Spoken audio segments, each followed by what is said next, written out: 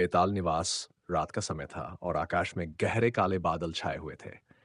गांव के छोर पर एक पुराना और वीरान हवेली खड़ा था, जिसे बेताल निवास के नाम से जाना जाता था।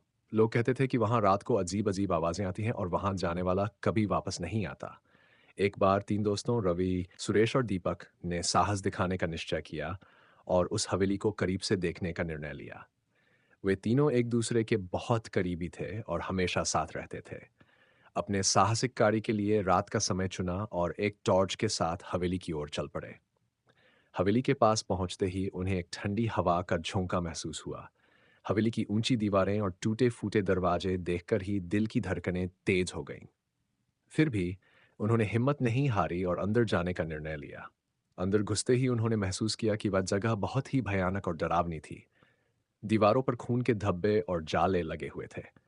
हवा में सड़ी गली खुशबू फैली हुई थी। रवि ने कहा, चलो ऊपर चलते हैं, शायद कुछ रहस्य मिल सके। सीढ़ियों से चढ़ते हुए उन्हें एक कमरे का दरवाजा खुला मिला। अंदर जाते ही उन्होंने देखा कि वहां एक पुरानी किताब पड़ी हुई थी। दीपक ने उत्सुकता में उसे उठाया और पढ़ने लगा। किताब में लिखा था, यहां आने वाले की मृत्यु निश्चित है। यह पढ़ते ही तीनों के चेहरे पर पसीने की बूंदें आ गई। अचानक उन्हें कमरे में एक परछाई दिखाई दी। वह परछाई धीरे धीरे पास आ रही थी। तीनों ने डर के मारे भागना शुरू कर दिया, लेकिन दरवाजा अपने आप बंद हो गया। रवि ने दरवाजे को खोलने की कोशिश की, लेकिन वह जाम हो चुका था। तभी उन्होंने महसूस किया कि वह परछाई उनके बिल्कुल पास आ गई है। परछाई ने धीरे धीरे आकार लेना शुरू किया और एक खौफनाक बेताल में बदल गई। बेताल ने हंसते हुए कहा, तुम्हारी मृत्यु का समय आ चुका है। सुरेश ने हिम्मत दिखाते हुए अपने हाथ में टॉर्च को घुमाया और बेताल के चेहरे पर रोशनी डाली, लेकिन यह सब बेकार था।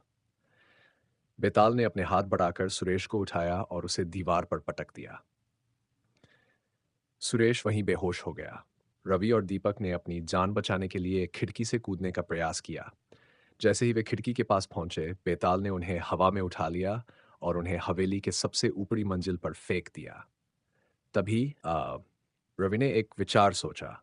उसने दीपक से कहा, हमें एक साथ मिलकर बेताल का सामना करना होगा। दोनों ने एक साथ बेताल पर हमला किया, लेकिन बेताल ने उन्हें आसानी से पराजित कर दिया। अंत में बेताल ने अपने नुकीले पंजों से दोनों की गर्दनें पकड़ ली और एक भयानक चीख के साथ उनका अंत कर दिया। अगले दिन गांव वालों ने तीनों दोस्तों के शव हवेली के बाहर पड़े हुए पाए। अब कोई भी उस हवेली के पास जाने की हिम्मत नहीं करता। और बेताल निवास का नाम हमेशा के लिए एक खौफनाक कहानी बन गया।